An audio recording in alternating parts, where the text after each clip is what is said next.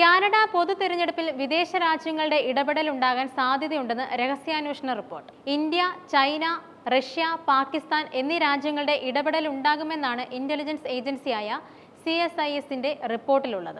ഇന്ത്യയുമായും ചൈനയുമായും കാനഡയുടെ ബന്ധത്തിൽ വിള്ളലുകൾ നിലനിൽക്കുന്ന സാഹചര്യത്തിലാണ് പുതിയ വെളിപ്പെടുത്തൽ.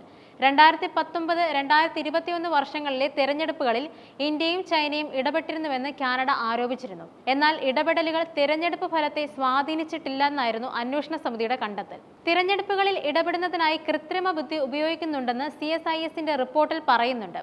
കാനഡയുടെ ജനാധിപത്യ പ്രക്രിയയിൽ ഇടപെടാൻ ശ്രമിക്കുന്നതിന് ചൈന ഇത്തരം സാങ്കേതിക വിദ്യ ഉപയോഗിക്കാൻ സാധ്യതയുണ്ടെന്ന് CSIS deputy director of operations Vanessa Lloyd വ്യക്തമാക്കി. കനേഡിയൻ സമൂഹങ്ങളിലും ജനാധിപത്യ പ്രക്രിയകളിലും ഇടപെടാനുള്ള ഉദ്ദേശവും കഴിവും ഇന്ത്യൻ സർക്കാരിനുണ്ടെന്ന് ബോധ്യപ്പെട്ടതായും അവർ കൂട്ടിച്ചേർത്തു. ചൊവ്വാഴ്ച നടന്ന കാനഡയിലെ പൊതു തെരഞ്ഞെടുപ്പിൽ ഇന്ത്യൻ സർക്കാരിന്റെ മുൻകാല ഇടപെടലുകളെക്കുറിച്ച് റിപ്പോർട്ടുകൾ പ്രക്ഷുബ്ധമായി. കൺസർവേറ്റീവ് പാർട്ടി നേതാവും പ്രധാനമന്ത്രി മാർക്ക് കാർണിയുടെ പ്രധാന എതിരാളിയുമായ പിയറി പൊയ്ലീവെ പ്രതിരോധത്തിലായി.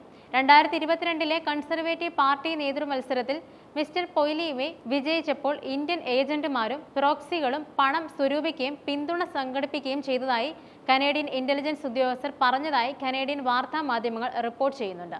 മിസ്റ്റർ പൊയ്ലീവയ്ക്കോ അദ്ദേഹവുമായ അടുത്ത ആളുകൾക്കോ ഈ ഇടപെടലിനെ കുറിച്ച് അറിയാമായിരുന്നു എന്നതിന് തെളിവുകളൊന്നുമില്ലെന്നും ഇന്റലിജൻസ് ഉദ്യോഗസ്ഥർ പറയുന്നുണ്ട്. ഇടപെടലുകൾ നേതൃമത്സരത്തിന്റെ ഫലത്തെ സ്വാധീനിച്ചതായി ഒരു സൂചനയും ഉണ്ടായിരുന്നില്ല. ആദ്യ റൗണ്ടിൽ മിസ്റ്റർ പൊയ്ലീവൻ ഭൂരിപക്ഷത്തോടെ വിജയിച്ചു, 68% വോട്ടുകൾ നേടി.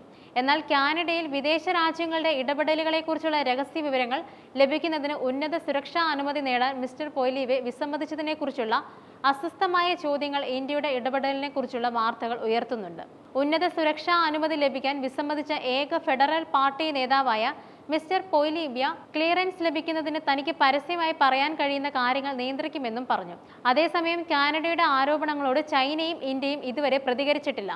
കഴിഞ്ഞ വർഷം ചൈനീസ് ഇലക്ട്രിക് വാഹനങ്ങൾക്കും സ്റ്റീൽ, അലുമിനിയം ഉൽപ്പന്നങ്ങൾക്കും കാനഡ അധിക തീരുവ ചുമത്തിയതോടെയാണ് ഇരു രാജ്യങ്ങളും തമ്മിലുള്ള ബന്ധത്തിൽ ഉരസലുണ്ടായത്.